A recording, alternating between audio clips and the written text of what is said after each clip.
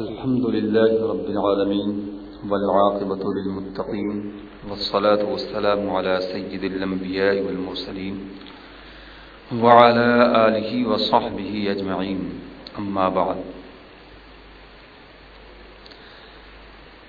أعوذ بالله من الشيطان الرجيم بسم الله الرحمن الرحيم وإذ قال ربك للملائكة إني جاعل في الأرض خليفة قالوا وتجعل فيها من يفسد فيها ويسفك الدماء ونحن نسبح بحمدك ونقدس لك قال إني أعلم ما لا تعلمون صدق الله العلي العظيم وبلغنا رسوله النبي الكريم۔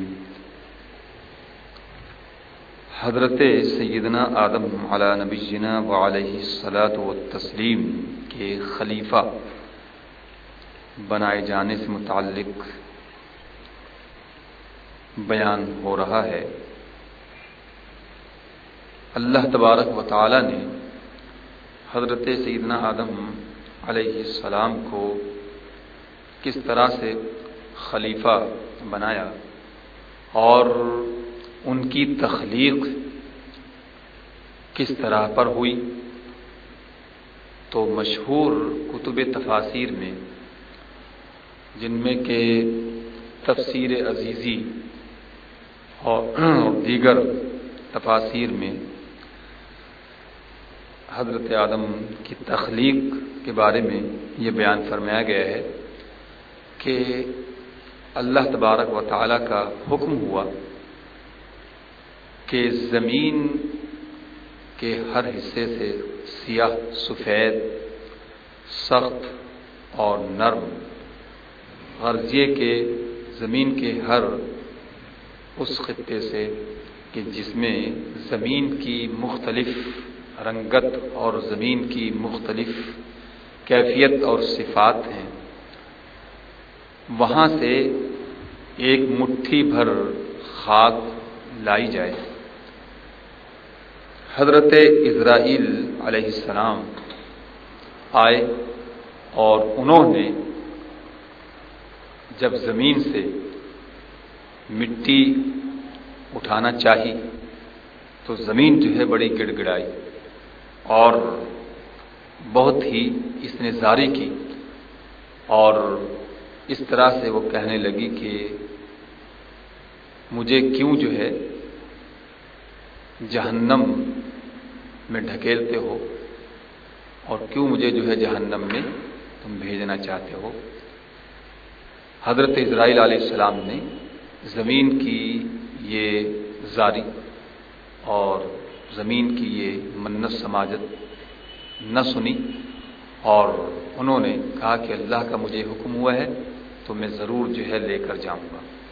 چنانچہ مٹھی بھر خاک لے کر اللہ رب العزت کی بارگاہ میں یہ پیش ہو گئے، اور اللہ تبارک و تعالی نے حکم دیا کہ اس مٹی کو جہاں کہ اب خانہ کعبہ ہے یہاں پر اس کو رکھ دیا جائے۔ یہاں پر چنانچہ مٹی رکھ دی گئی، اور اس پر 39 دن تک غم اور رنج کی بارش ہوتی رہی۔ صرف ایک دن ایسا ہوا تھا کہ جس میں اس مٹی پر خوشی کی بارش ہوئی، تو اس سے جو ہے پھر اس مٹی کو گوندا گیا اور یہ گارا بنی، اور اس کے بعد پھر جو ہے اس میں کھنکھناہٹ پیدا ہوئی، جیسا کہ قرآن کریم میں اللہ تبارک و تعالی نے متعدد مقامات پر حضرت آدم علیہ السلام کی تخلیق کا واقعہ بیان فرمایا کہ وَلَقَدْ خَلَقْنَا الْإِنسَانَ مِنْ صَلْصَالٍ مِّنْ حَمَإٍ مَّسْنُونٍ مِّنْ صَلْصَالٍ كَالْفَخَّارِ۔ تو یہ اس طرح سے حضرت آدم علیہ السلام کا یہ خمیر تیار ہوا۔ تو یہی وجہ ہے کہ آپ دیکھ لیں کہ انسان کی زندگی میں غم و رنج جو ہیں وہ بہت زیادہ ہے، بہت غم اور رنج جو جو ہے وہ لاحق ہوتے رہتے ہیں، خوشی بہت کم حاصل ہوتی ہے۔ اس کی وجہ ایک یہی ہے۔ اور اللہ تبارک و تعالی نے پھر اس مٹی کو اپنے دست قدرت سے حضرت آدم علیہ السلام کے قالب میں ڈھال دیا، جیسے کہ اللہ تبارک و تعالی نے فرمایا خلقت بیدی، میں نے حضرت آدم علیہ السلام کو اپنے دست قدرت سے بنایا۔ پھر فرشتوں کو حکم ہوا کہ جب یہ قالب دست قدرت سے تیار ہو گیا تو پھر اللہ تعالیٰ نے حکم دیا کہ اس قالب کو عرفات کے قریب وادی نعمان میں اس پہاڑ کے قریب رکھ دیا جائے کہ جو وہاں پر اب بھی موجود ہے۔ تو یہاں پر یہ قالب رکھ دیا گیا، فرشتے آئے اور اس کے ارد گرد گھومتے رہے۔ فرشتوں نے اس سے پہلے ایسی خوبصورت چیز نہیں دیکھی تھی، بڑا تعجب کرنے لگے۔ شیطان کو بھی خبر ہو چکی تھی، شیطان کو بھی پتہ ہو گیا تھا، شیطان بھی آیا، ارد گرد گھومنے لگا اور فرشتوں سے کہنے لگا کہ تعجب کاہے کے لیے کرتے ہو؟ یہ کوئی تعجب کی تو چیز نہیں ہے، یہ تو بالکل اندر سے خالی ہے۔ ہاں البتہ اس کے بائیں سائڈ میں ایک بند کوٹھڑی معلوم ہوتی ہے، یعنی یہ دل ہے۔ تو کہنے لگا کہ یہی لطیفہ ربانی کا جو ہے وہ مرکز ہے اور مقام ہے، اور شاید اسی لیے جو ہے اللہ تعالیٰ نے اس کو اپنا خلیفہ بنایا ہے۔ کہنے لگا فرشتوں سے کہ یہ تو بہت ہی کمزور ہے، اگر بھوکا رہے تو گر پڑے گا، اور اگر زیادہ کھا لے گا تو چل بھی نہیں سکے گا۔ جب یہ قالب تیار ہو چکا اور کچھ عرصہ اس طرح سے رکھا رہا تو اللہ تبارک و تعالیٰ کی طرف سے روح کو حکم ہوا کہ اس قالب میں داخل ہو جائے۔ جب روح جو ہے وہ داخل ہونے کے لیے اس قالب کے قریب پہنچی تو تنگ و تاریک پایا، اس قالب کو روح نے تنگ و تاریک پایا۔ اب داخل ہونے سے یہ ٹھہر گئی، داخل نہیں ہو سکی۔ تو اس موقع پر پھر نور مصطفیٰ صلی اللہ تعالی علیہ وسلم حضرت سیدنا آدم علیہ السلام کی پیشانی میں جلوہ گر ہوا، جس سے اس قالب کی تاریکی اور اندھیری اور تنگی دور ہوئی، اور اس طرح سے پھر جو ہے روح جو ہے حضرت آدم علیہ السلام کے قالب میں داخل ہوئی۔ ابھی روح کا اثر جو ہے حضرت آدم علیہ السلام کے دماغ تک پہنچا تھا کہ حضرت آدم علیہ السلام کو چھینک آئی۔ حضرت آدم علیہ السلام کو جیسے ہی چھینک آئی تو آپ نے الحمدللہ کہا، اور اللہ تبارک و تعالی نے یرحمک اللہ فرمایا۔ اور یہی جو ہے ہمارے لیے سنت بھی ہے کہ جب کسی کو چھینک آئے تو اس کو چاہیے کہ الحمدللہ کہے۔ تو جب کوئی چھینکنے والا الحمدللہ کہے گا تو اس کا جواب دینا جو ہے واجب ہوگا۔ اگر چھینکنے والا الحمدللہ نہ کہے تو پھر یرحمک اللہ کہنا جو ہے وہ لازم نہیں رہا، یہ جواب واجب نہیں ہوا، کیونکہ اس نے الحمدللہ ہی نہیں کہا۔ تو چھینک جو ہے یہ بھی بہت بڑی نعمت ہے، تو اس لیے اللہ کا شکر ادا کرنا چاہیے۔ تو بہرحال تو جب آدھے جسم میں آدھے قالب میں حضرت آدم کے روح جو ہے وہ جب داخل ہو گئی تو حضرت آدم علیہ السلام نے کھڑا ہونا چاہا، تو جب کھڑے ہونے لگے تو گر گئے، کیونکہ ابھی دھڑ تک جو ہے روح نہیں پہنچی تھی۔ بہرحال اس کے بعد روح جو تھی پوری حضرت آدم علیہ السلام کے قالب میں سرایت کر گئی، اور اس طرح سے حضرت آدم علیہ السلام کی تخلیق ہوئی۔ اور جب حضرت آدم علیہ السلام کھڑے ہو گئے اور پورے جسم میں ان کے روح جو ہے وہ سرایت کر گئی، داخل ہو گئی، تو پھر اللہ تبارک و تعالیٰ نے حضرت آدم علیہ السلام کو حکم دیا کہ کہ وہ فرشتوں کے سامنے آئیں. تو جب فرشتوں کے سامنے حضرت آدم علیہ السلام آئے تو اللہ تبارک و تعالیٰ نے حضرت آدم علیہ السلام کو حکم دیا تھا کہ انہیں جا کر تم سلام کرو، اور پھر اس کے جواب میں وہ کیا کہتے ہیں. تو حضرت آدم علیہ السلام جب آئے تو فرشتوں کے سامنے آپ نے السلام علیکم کہا. فرشتوں نے اس کا جواب دیا وعلیکم السلام ورحمۃ اللہ. تو اللہ تبارک و تعالیٰ نے حکم دیا کہ یہی جو ہے تمہارے اور تمہاری اولاد کے لیے الفاظ مقرر کیے جاتے ہیں. تو اس لیے جو ہے اسلام میں جو سلام کا طریقہ ہے اور جو الفاظ ہیں اور جو کلمات ہیں وہ یہی ہیں. سنت جو ہے وہ انہی کلمات اور انہی الفاظ سے ادا ہوگی. تو اس لیے جو ہے السلام علیکم کہنا جو ہے یہ اسلامی طریقہ ہے. حدیث شریف میں بھی آتا ہے کہ جس نے السلام علیکم کہا اس کے لیے جو ہے 20 نیکیاں ہیں، اور جس نے السلام علیکم ورحمۃ اللہ کہا اس کے لیے 30 نیکیاں ہیں، اور جس نے السلام علیکم ورحمۃ اللہ وبرکاتہ کہا اس کے لیے 40 نیکیاں ہیں. تو اتنی ساری نیکیاں جو ہے جناب حاصل ہو جاتی ہیں السلام علیکم ورحمۃ اللہ وبرکاتہ کہنے میں. بہرحال اس کے بعد پھر جو ہے اللہ تبارک و تعالیٰ نے یہ فرمایا کہ یہ کلمات سلام جو ہے تمہارے لیے بھی ہیں اور تمہاری اولاد کے لیے بھی ہیں. تو حضرت آدم علیہ السلام نے بارگاہ خداوندی میں عرض کی کہ یا اللہ میری اولاد کہاں ہے، میری نسل کون ہے. تو اس وقت پھر اللہ تبارک و تعالیٰ نے اپنی قدرت کاملہ سے جتنے بھی انسان قیامت تک پیدا ہونے والے تھے ان سب کی روح کو متشکل فرما کر حضرت آدم علیہ السلام کے سامنے پیش کر دیا. پیش ہو گئی یہ ساری نسل آدم اور ذریت آدم. تو ان میں مومن بھی تھے، کافر بھی تھے، منافق بھی تھے، اولیاء بھی تھے، قطب و ابدال اور انبیاء علیہ السلام بھی تھے. تو یہ اس موقع پر پھر جو ہے یعنی ربوبیت کا عہد بھی لیا گیا تھا. بہرحال تو اس طرح سے حضرت آدم علیہ السلام کی تخلیق ہوئی، اور اس آیت سے ہمیں بہت سے جو ہے وہ فوائد حاصل ہو رہے ہیں. پہلا فائدہ تو یہی حاصل ہوا کہ جب کسی کو کوئی اہم کام کرنا ہو تو اس اہم کام کے کرنے سے پہلے مشورہ کر لینا چاہیے، اور ہمیں بھی اس کا حکم بھی ہے اور یہ سنت الہیہ بھی ہے.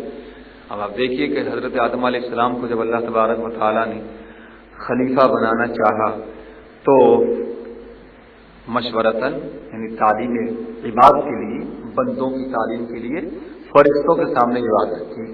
وَإِذْ قَالَ رَبُّكَ لِلْمَلَائِكَةِ إِنِّي جَاعِلٌ فِي الْأَرْضِ خَلِيفَةً. اس وقت کو یاد کرو جب تیرے پروردگار نے فرشتوں سے فرمایا کہ بے شک میں زمین میں خلیفہ بنانے والا ہوں.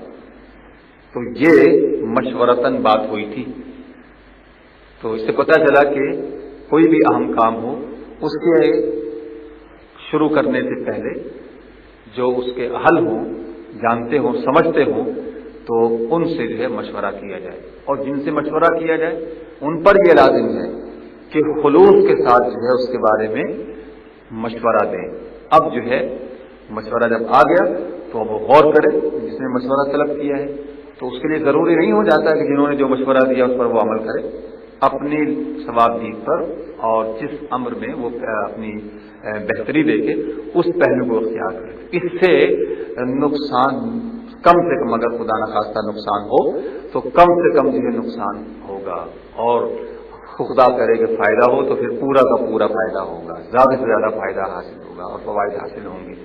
ایک فائدہ تو یہ معلوم ہوا، اور دوسرا فائدہ جو ہے اس آیت سے اور اس کلام ربانی سے یہ بھی حاصل ہوا کہ انسان کو جلدی نہیں کرنی چاہیے. کسی کام کے انجام دینے میں بہت جلدی اس کا جو ہے پہلو نہیں اختیار کرنا چاہیے. موقع، محل اور تمام امور کا جائزہ لینے کے بعد قدم اٹھانا چاہیے. اور دیکھیے کہ اللہ تبارک و تعالیٰ قادر ہے، قوی ہے اور وہ قیوم ہے. اس نے حضرت آدم علیہ السلام کے خمیر کو 40 دن تک رکھا. اس کے بعد پھر کہیں جا کر جو ہے اس کا قالب اپنے دست قدرت سے بنایا، تو ایک فائدہ یہ حاصل ہوا، اور تیسرا فائدہ یہ بھی حاصل ہوا کہ 40 کا جو ہندسہ ہے اور 40 کی جو تعداد ہے یہ بڑی متبرک ہے۔ اور آپ دیکھ لیں کہ اکثر و بیشتر انبیاء علیہ السلام کو نبوت 40 سال کی عمر میں عطا ہوئی ہے، اور شکم مادر میں جو مادہ داخل ہوتا ہے وہ بھی 40 روز تک اس حالت میں رہتا ہے، اس کے بعد پھر اس میں جو ہے تبدیلی رونما ہوتی ہے۔ تو یہ ایک بات یہ معلوم ہوئی، اور اس آیت سے ایک بات یہ بھی معلوم ہوئی، اور اس سے ایک فائدہ یہ بھی حاصل ہوا کہ علم جو ہے وہ عبادت سے افضل ہے۔ حضرت آدم علیہ السلام عالم تھے، فرشتے عابد تھے، کیا ہوا؟ جیسا کہ قرآن سے ثابت ہوا کہ وہ فرشتے جنہوں نے لاکھوں سال عبادت انجام دی تھی، ان لاکھوں سال عبادت کرنے والے فرشتوں کو حضرت سیدنا آدم علیہ السلام کے لیے سجدے میں جھکا دیا گیا، حالانکہ حضرت آدم علیہ السلام نے ابھی ایک بھی سجدہ نہیں کیا تھا۔ حضرت آدم علیہ السلام عالم تھے اور فرشتے جو تھے وہ عابد تھے، تو پتہ یہ چلا کہ عالم کا مقام جو ہے وہ عابد سے بہت افضل ہے، علم کا درجہ اور علم کی فضیلت جو ہے وہ عبادت سے کہیں جو ہے زیادہ بلند و بالا ہے۔ اسی لیے قرآن کریم میں اللہ تبارک و تعالیٰ نے سورہ مجادلہ میں یہ ارشاد فرمایا یرفع اللہ الذین آمنوا منکم والذین اوتوا العلم درجات، کہ اللہ تعالیٰ نے اہل ایمان کے مقام کو بلند فرمایا، اور وہ لوگ کہ جو علم دیے گئے یعنی علم دین سے نوازے گئے، فرمایا کہ اللہ تعالیٰ نے ان کے درجات کو بہت بلند فرمایا ہے۔ یہ اور بات ہے کہ اگر کوئی شقی اس مرتبے اور اس جو ہے درجے کو نہ جانے اور نہ سمجھے اور اس کی قدر نہ کرے، تو اس کے قدر نہ کرنے اور ان لوگوں کے قدر نہ کرنے اور ان لوگوں کے نہ ماننے سے علم اور اہل علم کا مقام اور ان کا درجہ جو ہے وہ گھٹ نہیں جاتا ہے۔ جب اللہ تبارک و تعالیٰ کے نزدیک ان کے درجات بلند ہو گئے تو کون ہے ان کے درجات کو کوئی گھٹائے؟ کوئی لاکھ گھٹانے کی کوشش کرے، لیکن ان کے درجات اللہ کے بلند کیے ہوئے ہیں، ان کا مقام اللہ کی طرف سے بلند کیا ہوا ہے، کوئی اس مقام کو گرا نہیں سکتا ہے، کوئی اس مقام سے گرا نہیں سکتا ہے، کوئی ان درجات سے جو ہے وہ ہٹا نہیں سکتا ہے۔ تو اس آیت سے یہ بھی فائدہ حاصل ہوا اور یہ بھی ثابت ہوا کہ بہرحال علم جو ہے وہ عبادت کے مقابلے میں بہت فضیلت کا حامل ہے۔ اس کا مطلب یہ بھی نہیں ہے کہ جناب عبادت کو ترک کر دیا جائے، عبادت کا بھی اپنا مرتبہ ہے، عبادت کا بھی اپنا درجہ ہے، لیکن یہ یاد رکھنا چاہیے کہ اللہ کا کرم جو ہے وہ عبادت اور عمل پر موقوف نہیں ہے۔ اگر یہی بات ہوتی تو فرشتے جو تھے لاکھوں سال سے اللہ کی عبادت انجام دے رہے تھے، لیکن کرم خداوندی جو ہے حضرت آدم علیہ السلام کو حاصل ہوا علم کی بدولت اور علم کے ذریعے سے۔ اسی لیے فرشتوں کو حکم دیا کہ آدم علیہ السلام کو سجدہ کرو۔ پتہ یہ چلا کہ جو اہل علم نہیں ہے وہ اہل علم کے سامنے جو ہے اسی طرح سے فروتنی سے ان کو پیش آنا چاہیے، ان کو جو ہے اسی طرح سے تواضع اور انکساری کے ساتھ پیش آنا چاہیے۔ اب اگر کوئی جو ہے ان باتوں کو نہیں سمجھتا ہے تو وہ اس کا اپنا قصور ہے۔ بہرحال قرآن اور حدیث سے تو یہی ثابت ہے، اور حدیث مبارکہ میں تو سرکار دو عالم صلی اللہ تعالی علیہ وسلم نے یہ فرمایا کہ فقیہ واحد اشد علی الشیطان من الف عابد، او کما قال علیہ الصلوۃ والتسلیم، کہ ایک عالم ایک فقیہ جو ہے وہ شیطان پر 1000 عابدوں سے زیادہ بھاری ہے۔ بہرحال تو یہ آیت کریمہ ایسی ہے کہ جس میں اللہ تبارک و تعالیٰ نے یہ ساری حکمتیں اور یہ سارے فوائد جو ہیں بیان فرما دیے ہیں۔ اللہ تبارک و تعالیٰ ہم سب کو ان فوائد اور اس آیت کریمہ کے پیغام اور اس کے درس سے ہم سب کو مستفید فرمائے. وآخر دعوانا ان الحمد للہ رب العالمین. جی ہاں،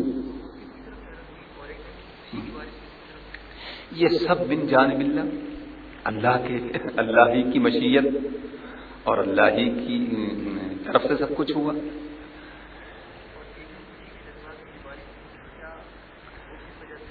بس یعنی مطلب کیا ہے کہ صرف غم اور رنج ہی جو ہے حاصل نہ ہو اس کو، اللہ کے اس خلیفہ کو غم اور رنج ہی نہ رہے، بلکہ کبھی کبھار جو ہے خوشی بھی میسر آتی رہے. تو اس کے ذرائع اور اسباب جو ہے وہ بھی دنیا میں پیدا ہو گئی. غم کے اور رنج کے اسباب اور آثار بھی ہیں، اور خوشی اور مسرت اور شادمانی اور جو ہے وہ مسرت کے بھی جو ہے وہ اسباب ہیں. جن سے صادقہ پڑتا ہے وہی جو ہے کیفیت حاصل ہو جاتی ہے.